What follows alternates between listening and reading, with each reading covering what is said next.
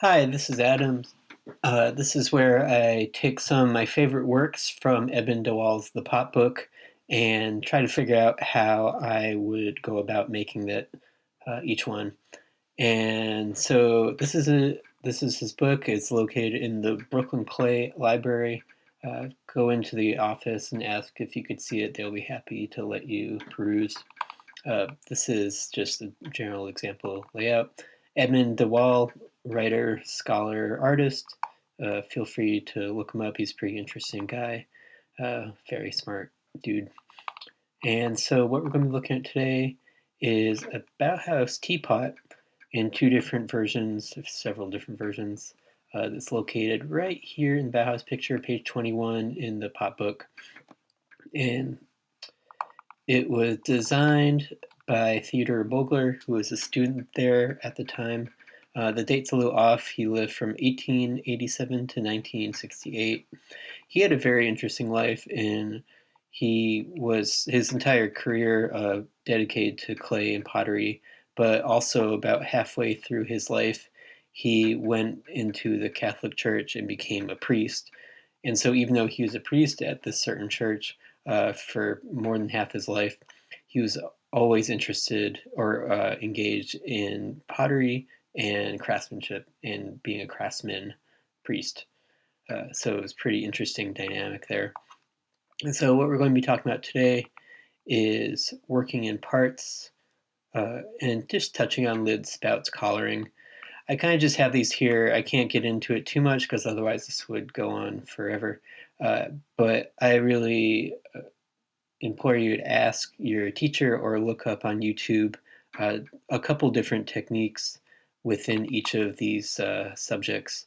So ask your teacher. They're going to probably tell you a different way to do it, but there's a million ways to do all these techniques. So just go with whatever they're doing it because they'll be there to reinforce it with you. If you look on YouTube, give yourself 3 different sources to look up, like say how to do lids, because they're all going to be doing them a little differently. There's a few different ways to kind of go about doing them in general. And then each potter will have their different technique they put into it. So just remember, if you're doing it online, to give yourself a couple sources, just like writing a paper. So there's, from this picture, the nice kind of very monochromatic picture, black and white. There's a couple different teapots found on the internet that come up readily. You can see they're all very kind of earthy glazed. The spout that was designed by this German in the 20s seems like heavily influenced by the Japanese kind of side handled way of function, I guess, and also spout and lid. Again, like earthy, kind of going against, I think, what was really popular at the time was just very, very white and pure porcelain. And so he wanted more of this kind of handmade look to it. And so this is the image I found that most closely resembles the image in the book.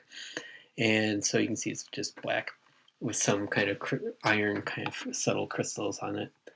So how to go about making this, at least to get going with it, would be to, obviously you're going to be making this in parts, so the body's going to be in one piece, this lid's going to be separate, this spout is going to be separate, and this handle is going to be separate, made separately.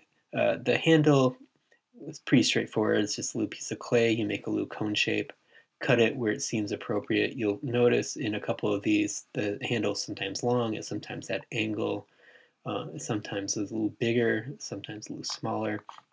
This one, it looks, I don't know if it's the image perspective, but this one looked kind of short, so I'd actually want it a little longer. But so make this separately and make the spout separately, obviously.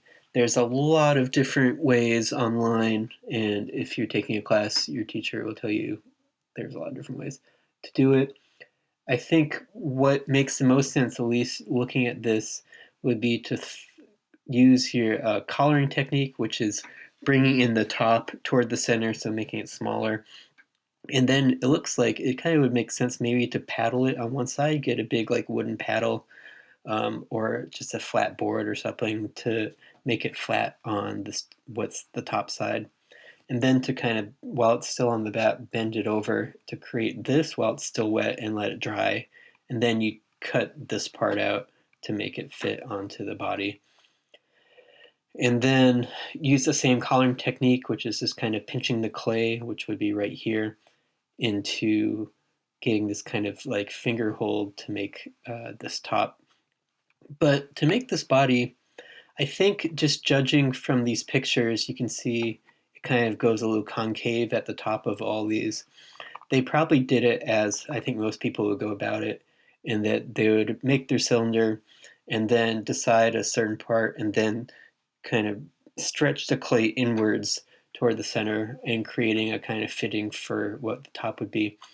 Uh, I think that would be really obviously possible, but tricky. You can see, I think you'd be left, at least with the first 10 tries, you'd be left with so little clay right here, it would always warp a lot and it'd be kind of tricky. What I really recommend doing is kind of a fun way to do it. You give yourself a little more control, is to throw the body upside down.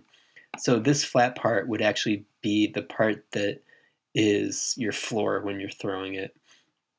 And it would obviously require a lot of trimming afterwards, but it would give you a little more control about how flat this part could be, what is the top part. And it would make it a little thicker because you're setting the floor a little thicker, make it a little thicker at the bottom, give it a little more stability. And so how you go about that, you'd pretend these parts aren't here, you'd throw up your kind of wider cylinder and then collar in, just like how you would with the spout or how you did with the handle, collar inwards and close it off at the bottom, or at the top, I guess. And I'm not going to play them, but here's a couple videos just to get you going. So you're not making a dual wall pot, but at this point it's the same technique. He's just bringing these walls closer and closer together until they finally seal, close off. And then making a spout there, and then putting on a spout is pretty interesting. Simon Leach has a wonderful plethora of really every technique you'd ever want to know about. But anyway, so do that, leave a little kind of a flat part, what's at the top, so when you do turn it over, it'll rest evenly.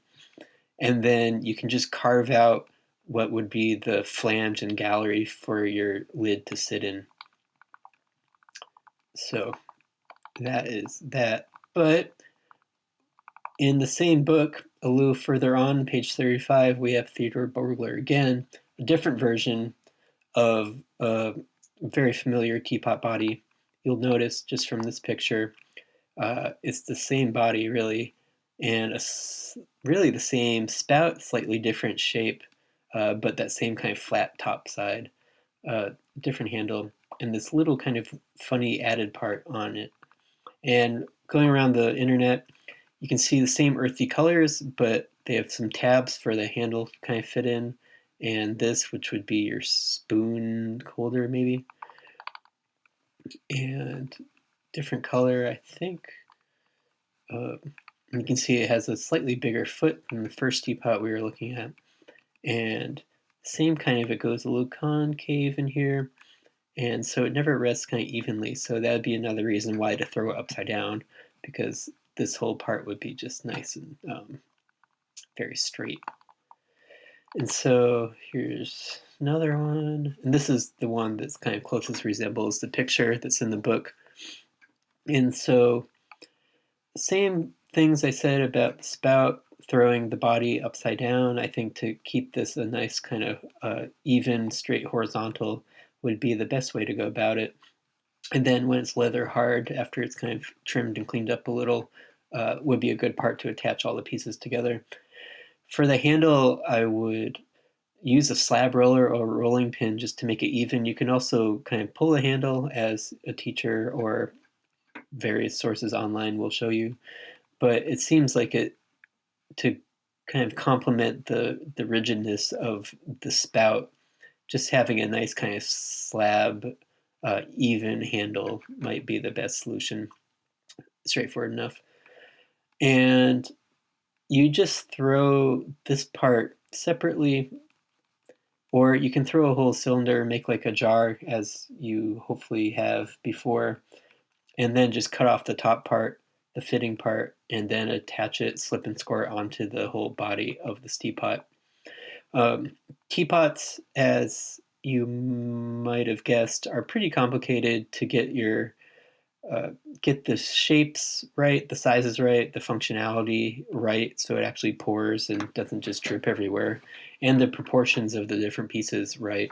So, like with all this, I'm showing, give yourself a couple attempts at this. Don't just try to nail it out in one shot. Throw a couple different uh, attempts at this body and at this piece and at the handle and at the spout, just so you can mix and match, because your proportions are going to be varied a little bit, but also like your first time kind of throwing this upside down may not work out as well as the second or third time. But the more you do it, the better it comes. So I recommend doing that, and don't be afraid to ask questions.